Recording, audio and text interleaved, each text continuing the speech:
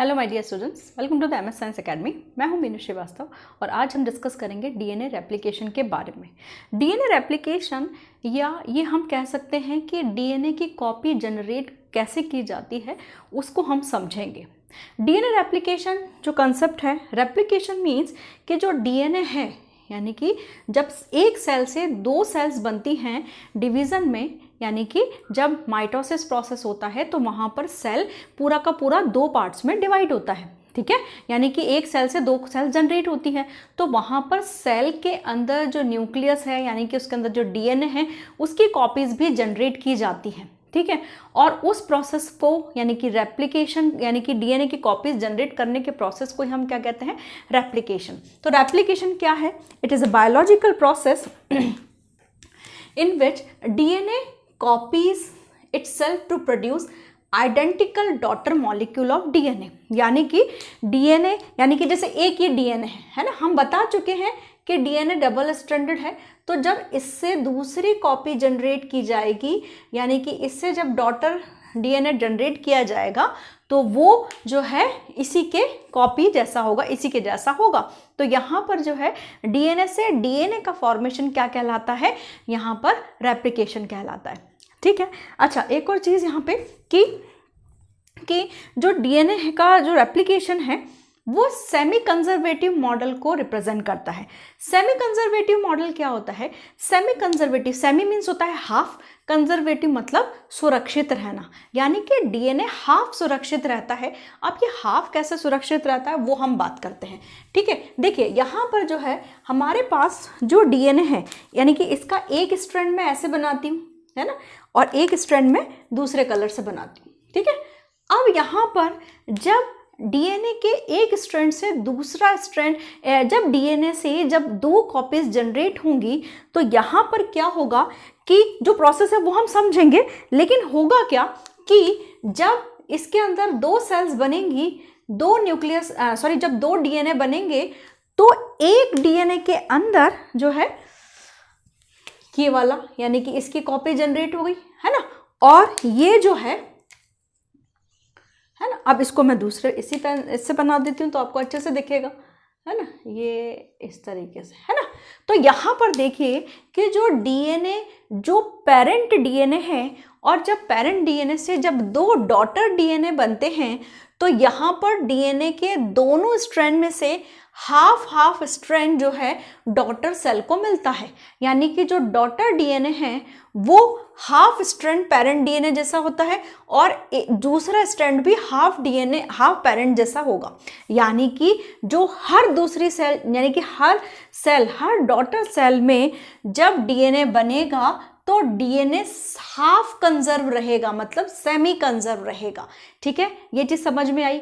नहीं आई तो एक बार और मैं बताती हूँ कि देखिए यहाँ पर ये जो डीएनए का स्ट्रैंड है, तब जब डीएनए के स्ट्रैंड से दो जो कॉपीज बनेंगी तो एक स्ट्रैंड से जब दो कॉपीज बनेंगी तो एक स्ट्रैंड का जो है यानी कि एक डॉटर में पुराना स्ट्रैंड एक ही जाएगा और दूसरे डॉटर में भी एक पुराना स्ट्रैंड जाएगा, यानी कि ये हाफ कंजर्व रहा क्योंकि हर डॉटर सेल को, हर डॉटर डीएनए को हाफ मिला, ठीक है। तो यहाँ पर ये कैसा रहा? सेमी कंजर्व रहा, इसीलिए डीएनए का रेप्लिकेशन सेमी कंजर्वेटिव नेचर कहलाता है, ठीक है। आई होप आपको समझ में आया होगा। फिर भी डाउट है तो मुझसे कमेंट सेक्शन में पूछ सकते हैं आप लोग, ठीक है।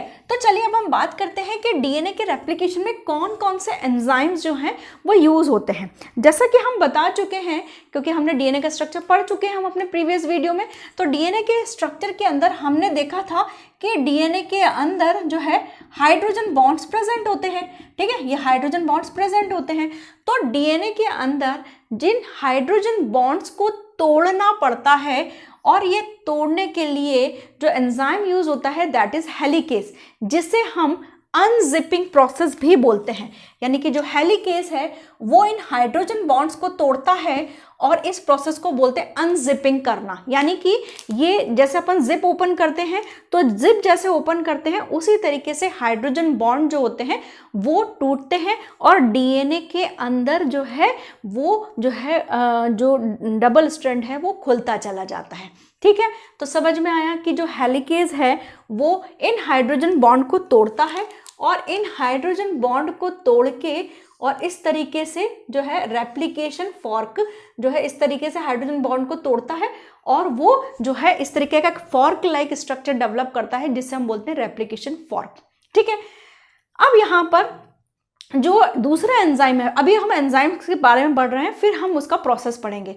जो एंजाइम है हेलिकेज, वो हमने कहा कि डीएनए के ये हाइड्रोजन बॉन्ड्स को तोड़ता है और अनजिपिंग करता है इन अ जिप लाइक मैनर, है ना। ये किस तरह से ओपन होता है, जिप लाइक मैनर की फॉर्म में ओपन होता है। उसके बाद जो है डीएनए पॉलीमरेज जो होता है, डीएनए पॉलीमरेज यहाँ पर क्या करेगा, नए न्यूक्लियोटाइड्स को ऐड करना शुरू करेगा। ठीक है, जो नए न्यूक्लियोटाइड्स हैं उनको ऐड ये करना स्टार्ट करता है। ठीक है, डीएनए पॉलीमरेज।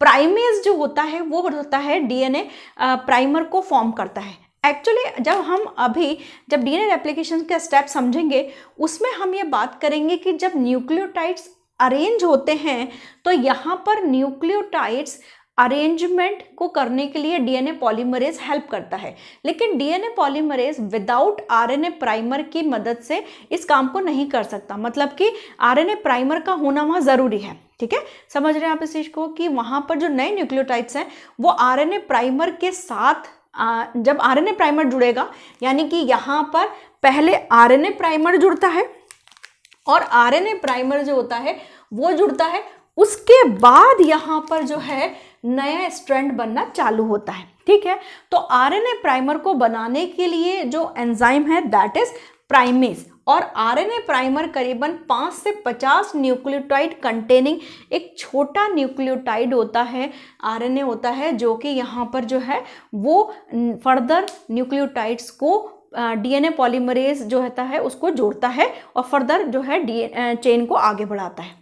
ठीक है, अब है डीएनए लाइगेज। डीएनए लाइगेज होता है जो कि ओकाजाकी फ्रेगमेंट्स को जोड़ता है। अब ये ओकाजाकी फ्रेगमेंट्स क्या होते हैं इसकी डिटेल में आप मत जाइए, आप सिर्फ समझिए कि ये ओकाजाकी फ्रेगमेंट्स को जोड़ता है डीएनए लाइगेज।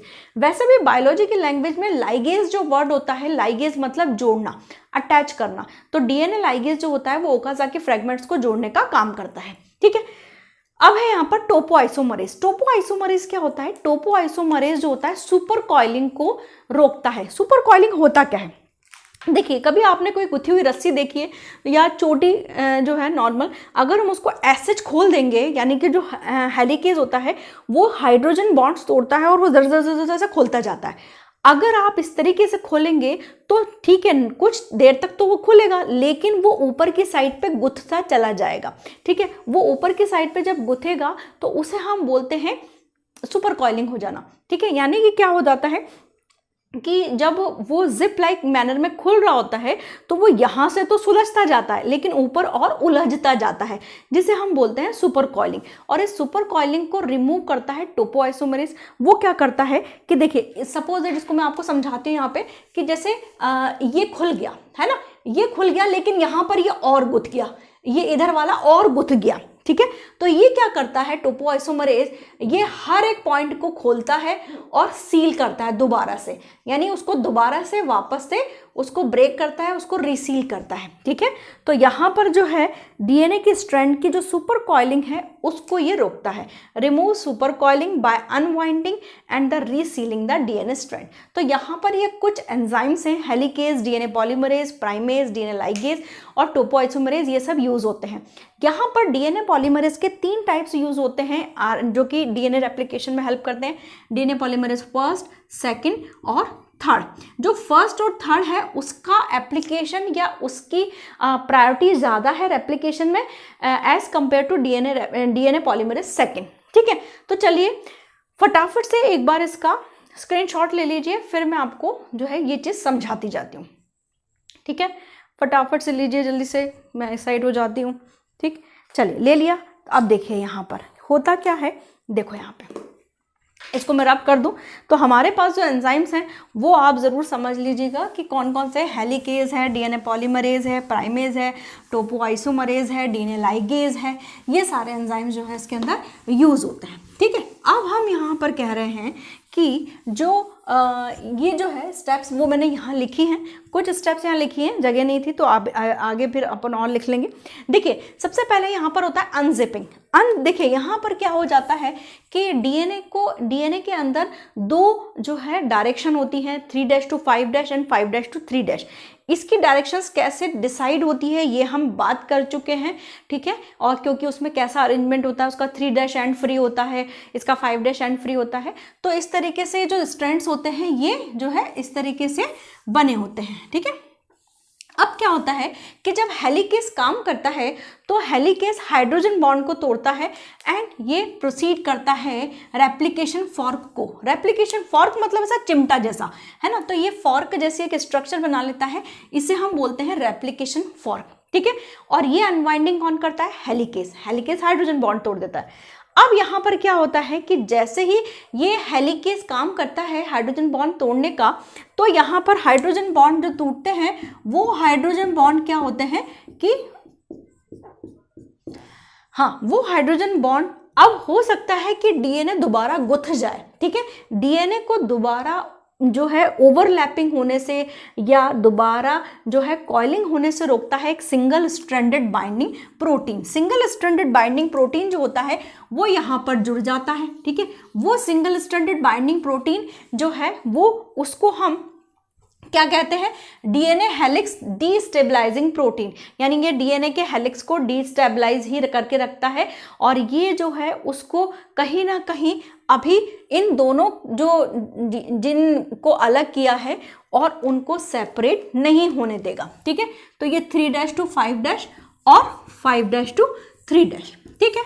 अब यहाँ पर जो है हमने कहा कि डीएनए के लिए, डीएनए रेप्लिकेशन के लिए जो ज़रूरी चीज़ है that is RNA primer. RNA primer जो होता है वो बहुत असेंशियल है और आरएनए प्राइमर के बाद ही डीएनए पॉलीमरेज अपना काम करेगा। तो यहाँ पर, और आरएनए प्राइमर को कौन बनाता है? आरएनए प्राइमर को बनाता है प्राइमेज एंजाइम। और आरएनए प्राइमर करीबन 5 से 50 न्यूक्लियोटाइड कंटेनिंग जो होता है वो एक पॉलीमर होता है, ठीक है। तो यहाँ पर जो है ये प्राइमेज एंजाइम के थ्रू बनता है, ठीक है। अब क्या हो जाता है कि यहाँ पर जो है प्राइमर अटैच कर दिया जाता है। तो यहाँ पर सपोज दैट कि ये प्राइमर यहाँ पर अटैच हो गया है, ठीक है। ये प्राइमर यहाँ पर अटैच हो गया है। अब ये प्राइमर जब अटैच हुआ है देन फिर यहाँ पर डीएनए पॉलीमरेज आके न्यूक्लियोटाइड्स को ऐड करेगा। और अब हम बात कर लेते हैं कि कैसे न्यूक्लियोटाइड्स ऐड होते हैं। अब हम यहाँ पर बात कर लेते हैं कि आरएनए प्राइमर के बाद जुड़ने के बाद होता क्या है। आरएनए प्राइमर हमने कहा कि असेंशियल है और उसके बाद ही डीएनए पॉलीमरेज जो है न्यूक्लियोटाइड्स को अटैच कर पाएगा जो है डीएनए के स्ट्रैंड्स पे, ठीक है। अब यहाँ पर जो डीएनए का स्ट्रैंड है हमने कहा है कि इसकी दो डायरेक्शंस हैं, 3' to 5' एंड 5' to 3'।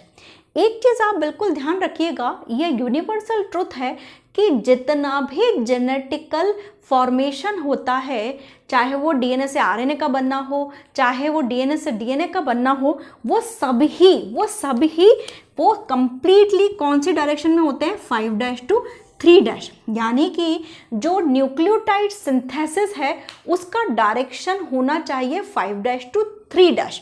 अब 5' to 3' डायरेक्शन है तो 5' to 3' डायरेक्शन के लिए डीएनए के कौन से स्ट्रैंड पे कॉम्प्लीमेंट्री बनना चाहिए? 3' to 5'। यानी कि जब इस स्ट्रैंड पे कॉम्प्लीमेंट्री बनेगा तो उसका जो है वो कौन सा होगा? 5' to 3'। यानी कि अब जब ये कॉम्प्लीमेंट्री इस पे जो बनेगा उसकी डायरेक्शन होगी 5' to 3'। समझ में आ रहा है ये पॉइंट कि जितना भी जेनेटिकल फॉर्मेशन है वो होता है 5' to 3' डायरेक्शन पे। और 5' to 3' चलना है आपको तो आपको कौन से स्ट्रैंड पे चलना पड़ेगा? 3' to 5' स्ट्रैंड पे। समझ में आ गई ये बात। अब यहाँ पर जो है कि ये जो चीज़ है कि अब हो क्या रहा है कि जो यहाँ पर जो आपका प्राइमर है वो अटैच हो गया। प्राइमर के अटैच होते ही यहाँ पर पॉलीमरेज जो होता है, पॉलीमरेज जो होता है वो यहाँ पे मैं बताती हूँ, पॉलीमरेज जो होता है वो एक्टिव हो जाता है एंड पॉलीमरेज न्यूक्लियोटाइड्स को लेके आ जाता है, ठीक है। पॉलीमरेज जो होता है वो न्यूक्लियोटाइड्स को लेके आने लगता है, ठीक है। और यहाँ पर जो पॉलीमरेज न्यूक्लियोटाइड्स को लेके आ रहा है और वो कंटिन्यूसली 1 by 1 उनको जोड़ता हुआ चला जाता है, ठीक है। यहाँ पर कौन सा पॉलीमरेज यूज हो रहा है, डीएनए पॉलीमरेज 3, ठीक है। तो यहाँ पर कंटिन्यूसली कॉम्प्लीमेंट्री लेता हुआ चला जाता है, जैसे ए है तो यहाँ पर टी ले आएगा, जी है तो सी ले आएगा, उसके बाद सी है तो जी ले आएगा, ठीक है। साइटोसिन और थायमिन है तो एडेनिन ले आएगा। इस तरीके से वो कंटिन्यूसली जो है न्यूक्लियोटाइड जोड़ता हुआ चला जाता है और उसमें से हाइड्रोजन बॉन्ड बनाता हुआ चला जाता है। यहाँ पर जो स्ट्रैंड है वो जो कंटिन्यूएशन में बन रही है, क्योंकि कंटिन्यूएशन में यहाँ पर हेलिकेज इस डायरेक्शन में कंटिन्यूसली हाइड्रोजन बॉन्ड को तोड़ता जाता है और कंटिन्यूसली डीएनए पॉलीमरेज जो होता है वो चूंकि ये सेम उसकी डायरेक्शन है, उसकी पसंदीदा डायरेक्शन है 5' to 3', तो वो उस डायरेक्शन में चलता चला जाता है, ठीक है। लेकिन यहाँ पर अब क्या हो जाता है कि हेलिकेज भी इसी डायरेक्शन में चल रहा है, डीएनए पॉलीमरेज भी इसी डायरेक्शन में चल रहा है, then it produce the leading strand, यानी कि यहाँ पर जो नया स्ट्रैंड बनेगा वो होगा आपका लीडिंग स्ट्रैंड, ठीक है। अब यहाँ पर जो लीडिंग स्ट्रैंड है उसमें तो कोई दिक्कत नहीं है, ठीक है। अब होता क्या है कि डीएनए के जो लीडिंग स्ट्रैंड के बनने के बाद यहाँ पर क्या हो जाता है, बनने के बाद नहीं, साइमल्टेनियसली ये प्रोसेस होता है कि जो स्ट्रैंड 5' to 3' है उस पर कॉम्प्लीमेंट्री कैसा बनना है, उस पर कॉम्प्लीमेंट्री जो बनना है वो 3' to 5' बनना है। लेकिन हमने कहा कि हेलिकेज और डीएनए पॉलीमरेज तो इस डायरेक्शन में चल ही नहीं सकता, ठीक है। तो डीएनए पॉलीमरेज को चलना किस डायरेक्शन में पड़ेगा, चलना तो वही 5' to 3' डायरेक्शन में चलना चाहता है और वो चलेगा भी उसी डायरेक्शन में। लेकिन ये वो रोड है, समझ लीजिए कि सपोज दैट कोई पाथ है, 1 वे पाथ है, ठीक है। आप जैसे वो केवल राइट हैंड मतलब कि जो है केवल 1 साइडेड गाड़ियां जा सकती हैं। लेकिन अगर आपने अपनी गाड़ी उस ट्रैक पे, मतलब केवल जाने वाले जा पा रहे हैं उस गाड़ी पे, उस रोड पे, ठीक है। लेकिन अगर आपको वहां से लौटना है तो, और आपने उसी ट्रैक पे गाड़ी चला दी है, तो आपको धीरे धीरे रुक रुक के, क्योंकि बीच बीच में ट्रैफिक आएगा तो वहां पर आपकी गाड़ी क्या होगी, रुकेगी। तो वहां पर सेम उसी तरीके से डीएनए पॉलीमरेज को, चूंकि यहाँ पर उसको जो है उल्टी डायरेक्शन में चलना पड़ेगा, चलेगा तो वो 5' to 3', लेकिन चूंकि ये जो स्ट्रैंड है ये उल्टा है उसके लिए, तो यहाँ पर उसे रुक रुक के चलना पड़ेगा। और इसीलिए वो क्या करेगा, पहले यहाँ पर जो है थोड़ा सा, जैसे ये रेप्लिकेशन फॉर्क, ये भाई ये बनेगा यहाँ पे, ये यहाँ पर जैसे ही थोड़ा सा खुला, ये यहाँ पर इसने आरएनए प्राइमर बना दिया, आरएनए प्राइमर लगा दिया। आरएनए प्राइमर के लगाने के बाद उसने यहाँ पर न्यूक्लियोटाइड सिंथेसिस शुरू कर दिया, उसने न्यूक्लियोटाइड सिंथेसिस शुरू कर दिया। अब क्या हो जाएगा, अब यहाँ पर फिर आरएनए, जैसे फिर हेलिकेज ने काम किया तो फिर यहाँ पर थोड़ा सा आरएनए प्राइमर लग जाएगा, और आरएनए प्राइमर लगेगा तो यहाँ पर क्या हो जाएगा, ये फिर से अटैच्ड हो जाएगा, ठीक है। तो यहाँ पर क्या हो गया कि यहाँ पर जो फ्रेगमेंट्स बन रहे हैं वो फ्रेगमेंट्स कहलाते हैं ओकाजाकी फ्रेगमेंट्स। ओकाजाकी फ्रेगमेंट्स जो थे वो है कि भाई चलना तो उसको जो है 3' to 5 जो है उसको 5' to 3' में ही पड़ रहा है, ठीक है।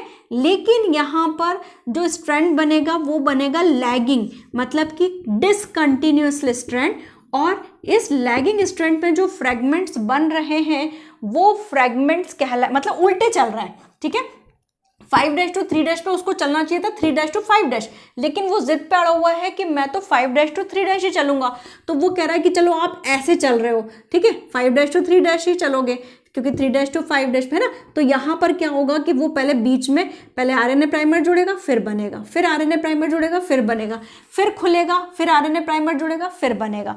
तो यहाँ पर जो डेवलप होता है, इसको मैं ये यहाँ पर इस तरीके से कर देते हैं, है ना, ये इधर है ना।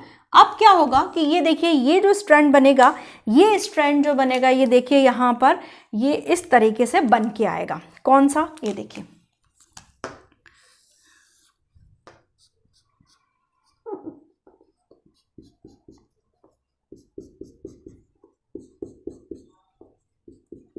ये यहाँ पर ये जो स्ट्रैंड बनेगा, इसमें बीच बीच में ये आपके ओकाजाकी फ्रेगमेंट्स, ये जो ओकाजाकी फ्रेगमेंट्स है इसमें बीच बीच में आरएनए प्राइमर लगा हुआ आएगा, ठीक है। तो ये देखिए इस तरीके से जो आपका लैगिंग स्ट्रैंड है वो आपका इकट्ठा निकल के आएगा, ठीक है। और यहाँ पर जो होगा ये आपका किस तरीके से, ये तो बिल्कुल बिल्कुल नॉर्मल निकल के आएगा, ये वाला जो स्ट्रैंड होता है, तो ये वाला स्ट्रैंड इस वाले स्ट्रैंड के साथ मिल जाएगा, ठीक है। ये वाला स्ट्रैंड तो यहाँ पर इस वाले स्ट्रैंड के साथ मिल गया, नॉर्मल तरीके से मिल गया, लेकिन ये वाला स्ट्रैंड अभी इस स्ट्रैंड के साथ नॉर्मल तरीके से नहीं मिल पाएगा। क्यों? क्योंकि अभी ये कंप्लीट नहीं है, अभी ये बिल्कुल भी कंप्लीट नहीं है, क्योंकि अभी यहाँ पर इसमें ओकाज़ाकी फ्रेगमेंट्स हैं, ठीक है। अच्छा, एक और चीज़ यहाँ पर जो है देखनी है हमको कि देखिए यहाँ पर हुआ क्या है कि यहाँ पर आरएनए प्राइमर जो जुड़ा हुआ है, आरएनए प्राइमर जुड़ा था, तो क्या होता है कि जो डीएनए पॉलीमरेज होता है, डीएनए पॉलीमरेज 1 है ना, डीएनए पॉलीमरेज 1 जो होगा वो क्या करता है, it remove the RNA primer, DNA polymerase 1 it remove the RNA primer. अब उसने क्या करा कि देखिए यहाँ पर जो आरएनए प्राइमर था वो मैं इसको यहाँ लगा देती हूँ ना, ये जो आरएनए प्राइमर था, ये डीएनए पॉलीमरेज क्या करता है, it remove the RNA primer को रिमूव करता है, ये आरएनए प्राइमर को रिमूव कर दिया। अब यहाँ गैप आ गया एंड फिल द गैप। अब क्या करता है ये कि यहाँ पर जो भी न्यूक्लियोटाइड्स आने होंगे उन न्यूक्लियोटाइड्स को लेके आता है, ठीक है। अब यहाँ पर जो है सेम उसी तरीके से यहाँ पर क्या किया जाता है कि ये जो आरएनए प्राइमर है, इस आरएनए प्राइमर को डीएनए पॉलीमरेज क्या करता है, डीएनए पॉलीमरेज जो होगा वो रिमूव कर देगा, ठीक है।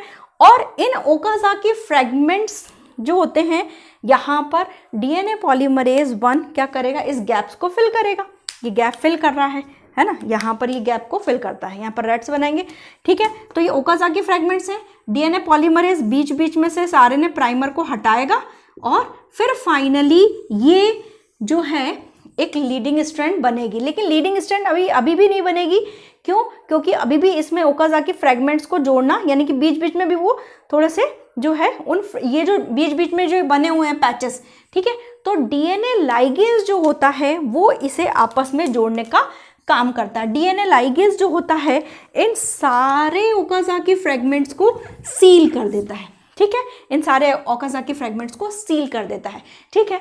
तो डीएनए पॉलीमरेज 1 को हम एक और नाम देते हैं एक्सोन्यूक्लियेज, ये ध्यान रखिएगा, ठीक है। तो यहाँ पर एक बहुत इंपॉर्टेंट बात है कि जो आपका डीएनए का, देखिए मैंने यहाँ पे लिखा भी है, डीएनए पॉलीमर, डीपी मतलब DNA polymerase act on 5' to 3' direction, यानी कि ये 5' to 3' डायरेक्शन पे काम करेगा।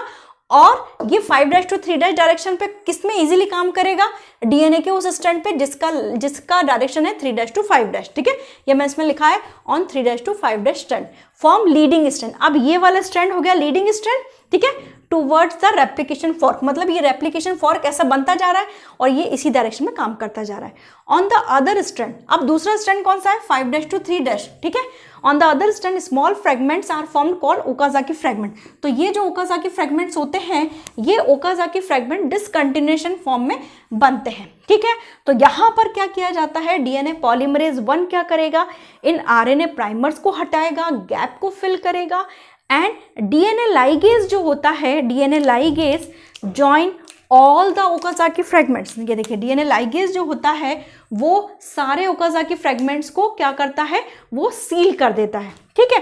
तो यहाँ पर देखिए कि अब जो डॉटर न्यूक्लियाई बना या डॉटर जो है डीएनए वो बना, तो देखिए एक तो ऐसा बना है ना, 2 बने है ना, पहले अपन ये बताते हैं कौन कौन से बने, ठीक। अब जो है ये इस तरीके से एक ये बना है ना और एक ये बना, ठीक, अब ये हो गया, ठीक है। अब यहाँ पर देखिए कि ये जो डीएनए है, यहाँ पर ये देखिए कि ये जो डीएनए है, ये इसमें पुराना स्ट्रैंड जो था वो हाफ आया, हाफ इसमें आया, हाफ इसमें आया, तो इसीलिए हम इसको बोलते हैं जो है सेमी कंजर्वेटिव मॉडल, ठीक है। इसके अलावा जब यहाँ पर कंप्लीट ये प्रोसेस हो जाता है तो यहाँ पर जो है इसमें प्रूफ रीडिंग का काम किया जाता है। सपोज दैट, और ये प्रूफ रीडिंग जो है उसमें डीएनए पॉलीमरेज ही हेल्प करता है। और यहाँ पर प्रूफ रीडिंग में सपोज दैट, प्रूफ रीडिंग में क्या किया जाता है कि सपोज दैट कोई जो न्यूक्लियोटाइड है वो गलत ऐड हो गया है, तो उसको हटा के दोबारा से नया न्यूक्लियोटाइड ऐड किया जाता है। तो यहाँ पर हमारा डीएनए रेप्लिकेशन कंप्लीट होता है। आई होप आपको लैगिंग समझ में आया।